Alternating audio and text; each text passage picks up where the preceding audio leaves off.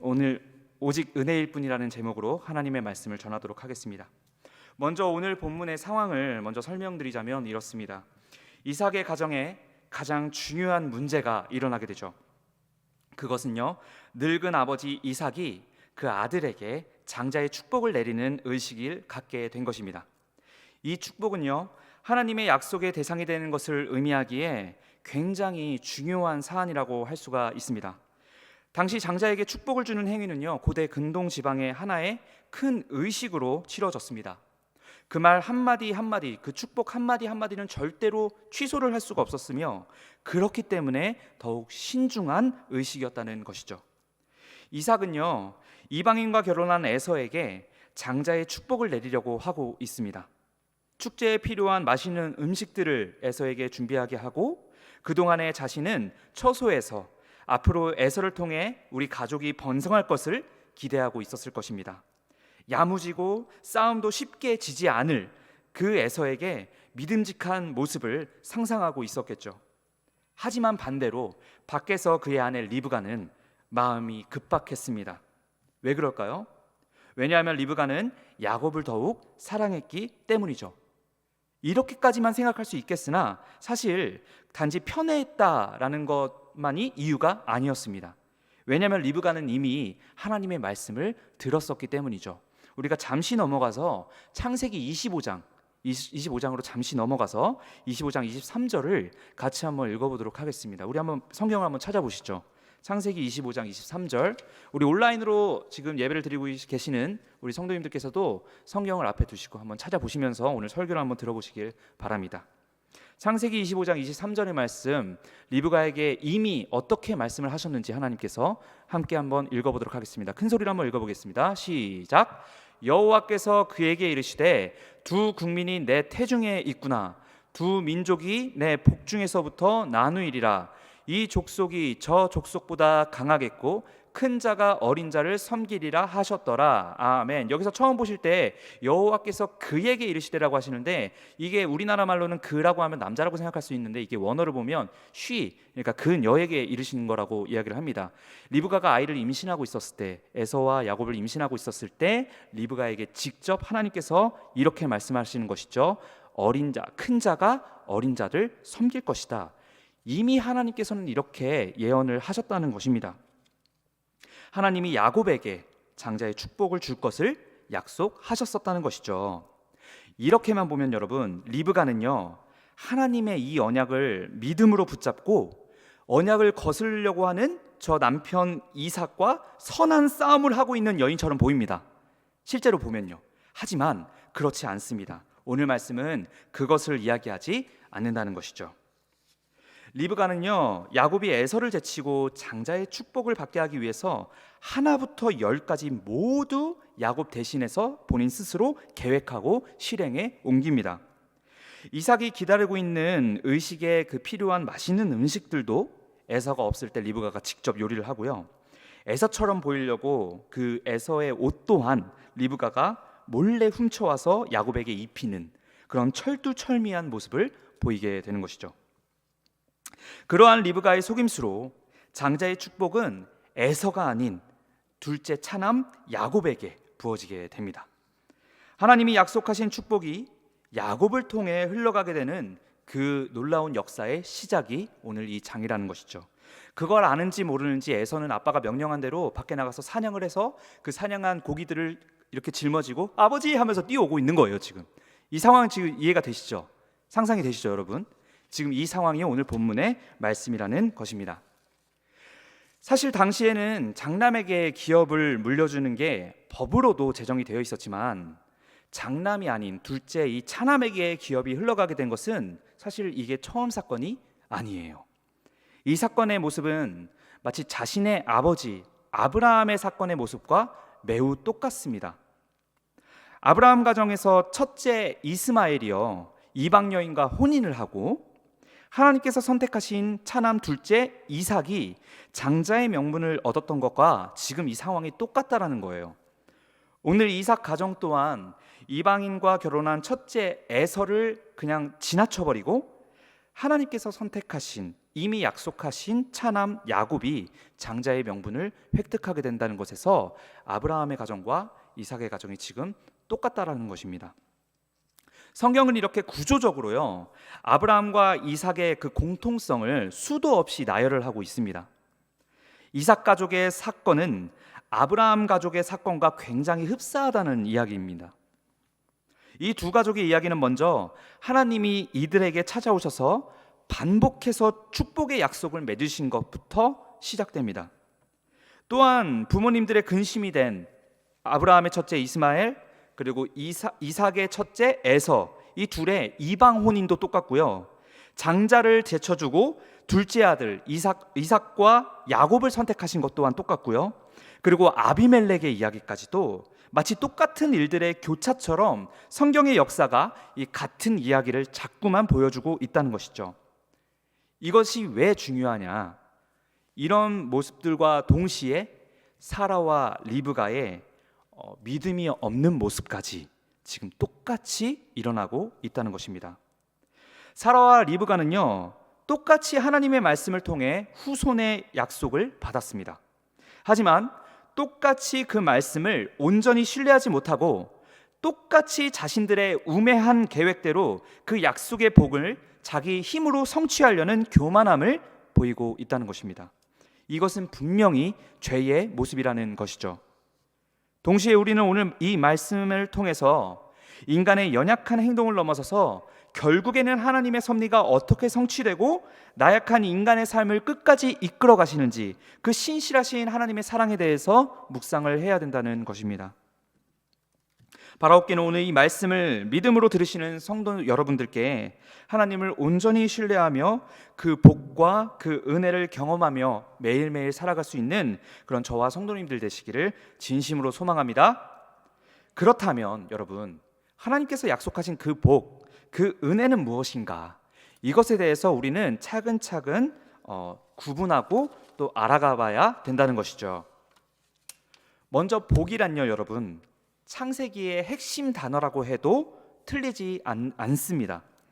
구약 성경 중에서도요, 압도적으로 이 많이 나오는 장 중에 하나가 창세기입니다. 그러니까 복이라는 단어가 가장 많이 나오는 장 중에 하나가 바로 창세기라는 것이죠.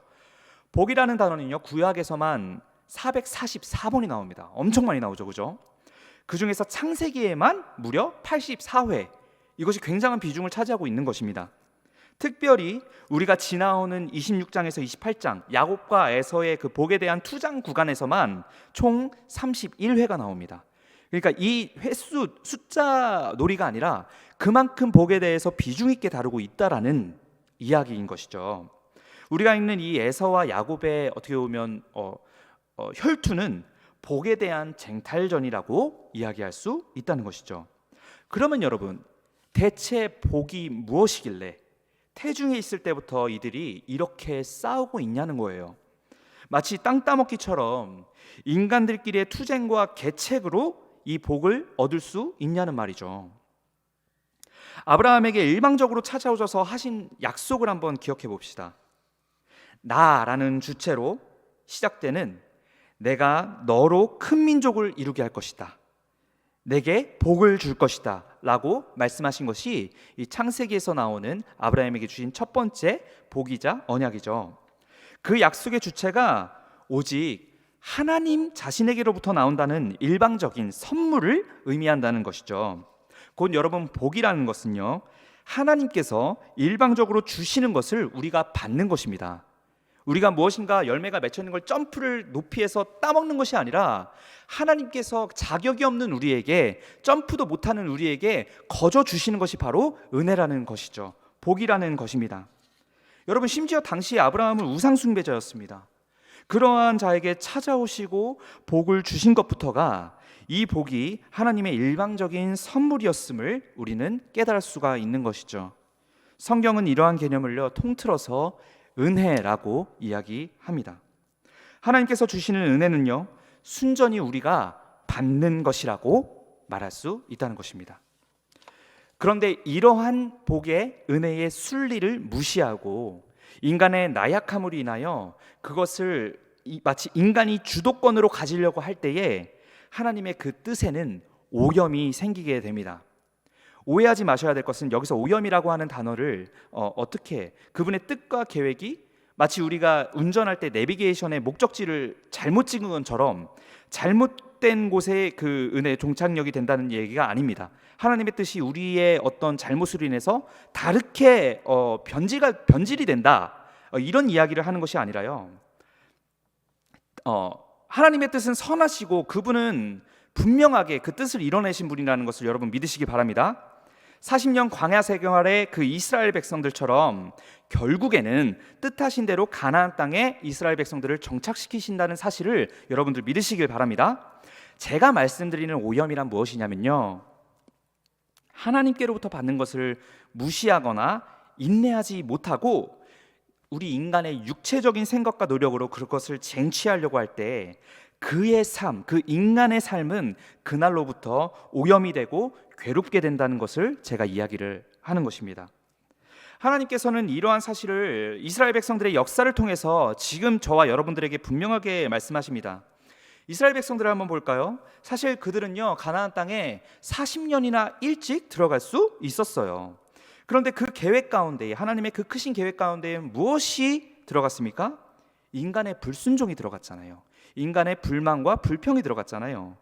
기다림에 지쳐서 자신들의 불안한 마음을 달래주고 채워줄 금송아지를 만들어내잖아요. 질서에 하나님께서 세우신 종 모세를 자신이 스스로 마음에 들지 않는다고 해서 거스르고 끌어내리려고 했잖아요. 하나님에 대한 신뢰가 아닌 자신의 판단과 노력으로 가나안 땅을 쟁취하려고 했잖아요. 그러므로 인해서 40년이나 이스라엘 백성들은 돌고 돌았던 것이죠.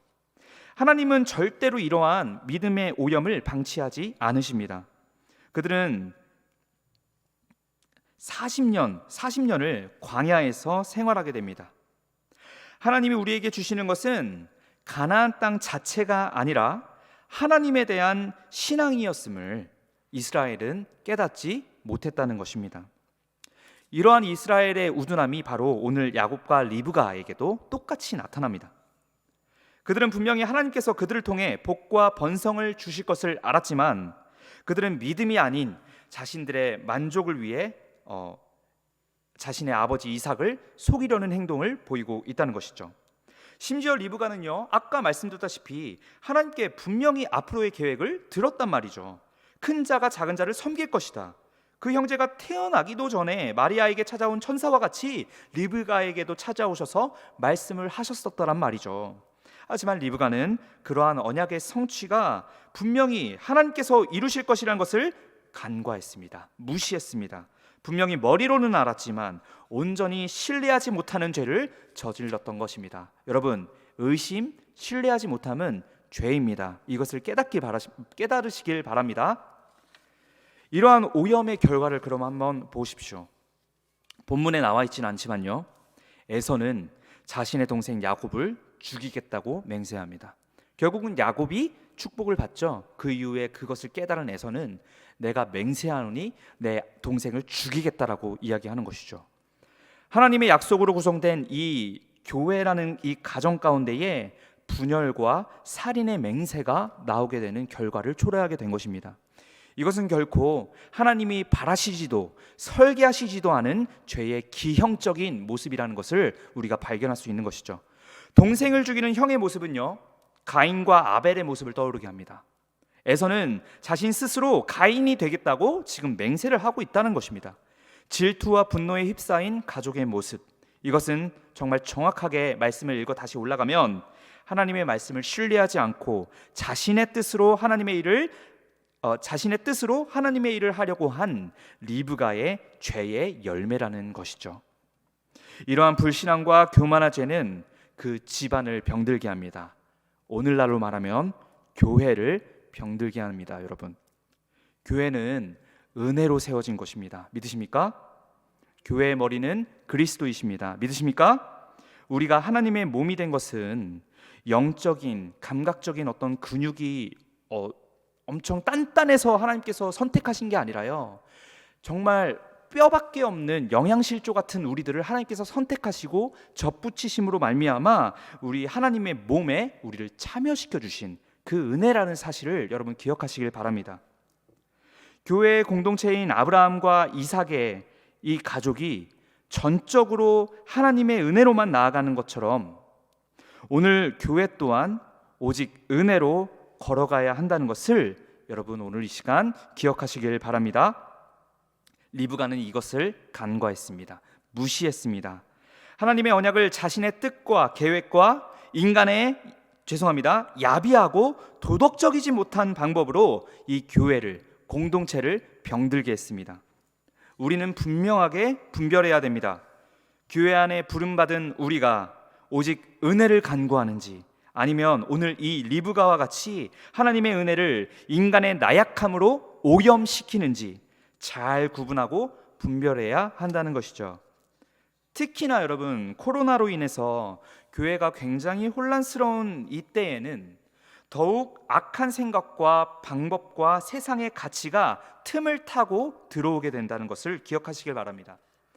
우리가 이때에 그 중심, 가장 큰 중심을 지켜야 하는 것, 하나님의 말씀을 굳게 붙드는 것입니다. 할렐루야. 모든 생각과 사역의 방향을 하나님의 말씀 앞에 놓고 우리의 두 무릎을 꿇고 하나님의 말씀을 붙들며 이 사역을 시작해야 된다는 것이죠. 저는 우리 교회 가운데에 하나님이 얼마나 큰 은혜와 사랑을 부어주시는지 경험할 수 있습니다. 여러분들도 그러시겠죠.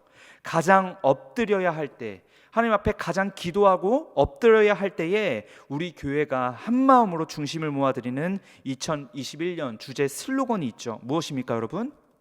엎드림이죠. 여기 보시면 포스터 보이시죠? 이 세 글자 다 같이 한번 큰 소리로 읽어볼까요? 시작. 엎드림. 엎드림입니다. 하나님 앞에 엎드리는 것이죠. 사랑하는 성도 여러분, 리브가의 모습에서 벗어나 하나님에 대한 신뢰를 회복하십시오. 엎드림을 회복하십시오. 하나님께 엎드리는 믿음의 모임인 이 공예배를 사력을 다해 지키시길 바랍니다. 이것은 교회의 머릿수를 위해서가 아니라, 머릿수를 더 크게 하기 위해서가 아니라요, 하나님께 진정으로 엎드리는 예배자로 성장이 되어서 흔들림 없는 믿음의 뿌리를 지키기 위해 교회가 권면하는 것입니다. 아브라함의 집안은 어찌 보면요, 이런 실패의 역사였습니다. 하지만 하나님은요, 처음 맺은 약속을 변함없이 이뤄가시고 나아가 그 약속을 품는 믿음의 사람으로 아브라함 가족 구성원 개개인의 신앙을 성장시켰다는 것입니다.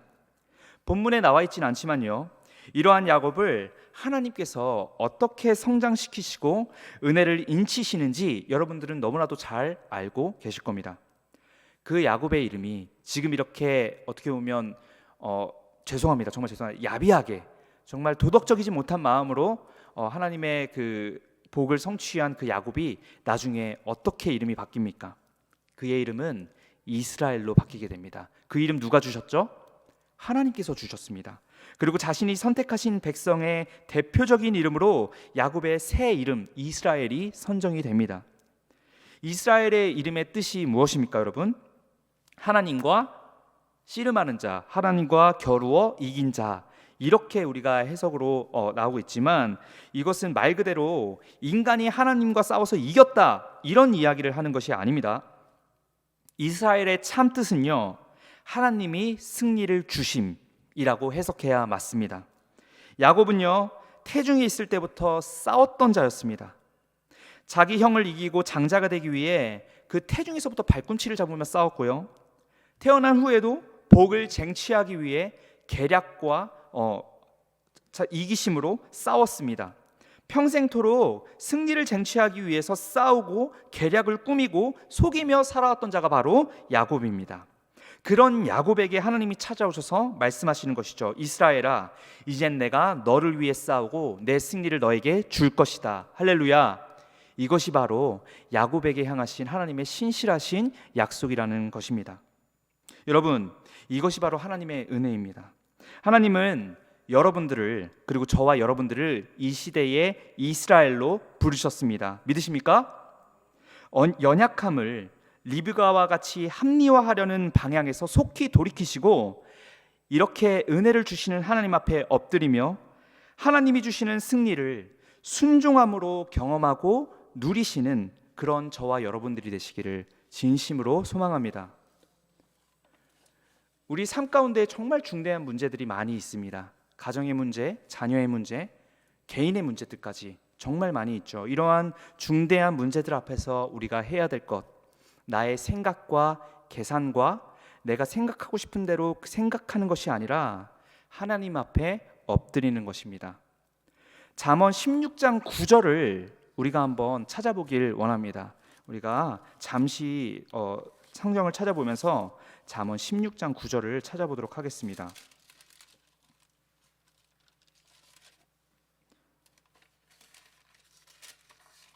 제가 가진 성경으로는 928페이지, 구약 928페이지에 있습니다. 16장 9절. 네.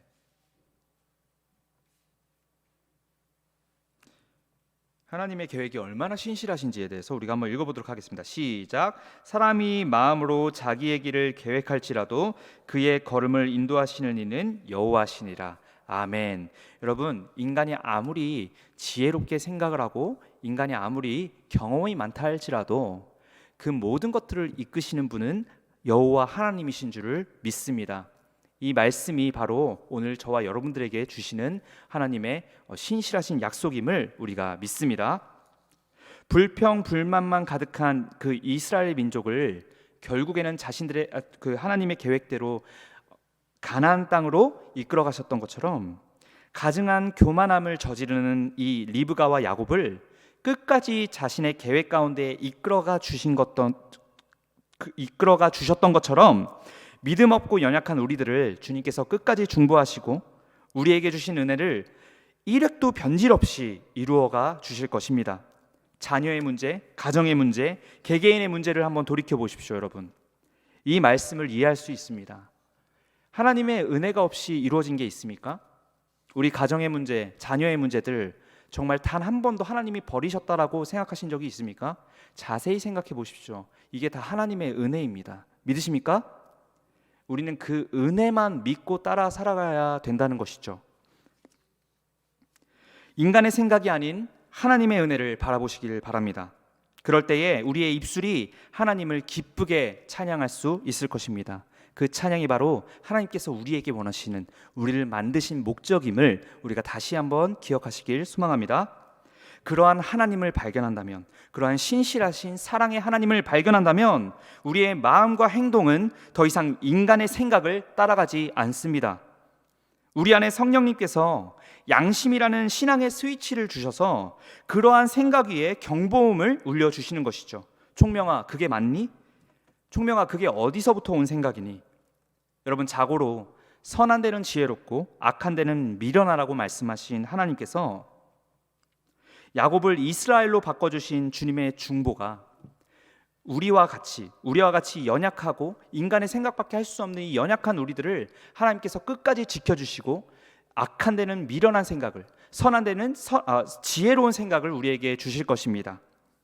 오늘 이 시간 저와 여러분들에게도 임하셔서 악한 생각엔 미련하게 하시고 선한 생각에는 밝게 눈이 띄어서 그 하나님의 선한 생각만 쫓아가게 한다는 것이에요. 이것이 바로 믿음이고 이것이 바로 은혜입니다. 사랑하는 성도 여러분, 저는 오늘 이 시간 여러분께 함께 도전하길 원하는 것입니다. 리브가에게도 하나님이 주신 말씀과 계획이 분명히 있었습니다. 그리고 지금 이 땅을 살아가는 저희에게도 하나님께서 이 성경의 말씀으로 분명히 자신의 뜻을 우리에게 나타내십니다. 믿으십니까? 우리 인생 가운데에 그 하나님의 뜻을 이루는 데 있어서 리브가와 같이 인간의 육적인 생각을 집어넣는 그 죄된 생각을 구별하시고 그것을 빼내어서 우리 안에 늘 함께 하시고 중보하시는 성령의 불로 태워버리시길 진심으로 소망합니다. 그러므로 말미암아 온전히 하나님의 계획만을 신뢰하며 한 걸음 한 걸음 믿음의 삶을 살아갈 수 있는 저와 여러분들이 되시기를 진심으로 소망합니다. 이러한 은혜의 삶을 살아갈 수 있는 방법은 오직 하나입니다, 여러분. 바로 주님에 대한 신뢰, 믿음입니다. 즉 다른 말로 예배입니다. 예배에 힘쓰십시오. 그 두 발을 나의 생각으로 걸어가는 것이 아니라 무릎을 꿇고, 우리의 가지고 있는 두 발을 주님 앞에 무릎을 꿇고 하나님 앞에 엎드리는 그런 저와 여러분들이 되기를, 그런 은혜만 간구할 수 있는 저와 여러분들이 되기를 주님의 이름으로 진심으로 소망합니다.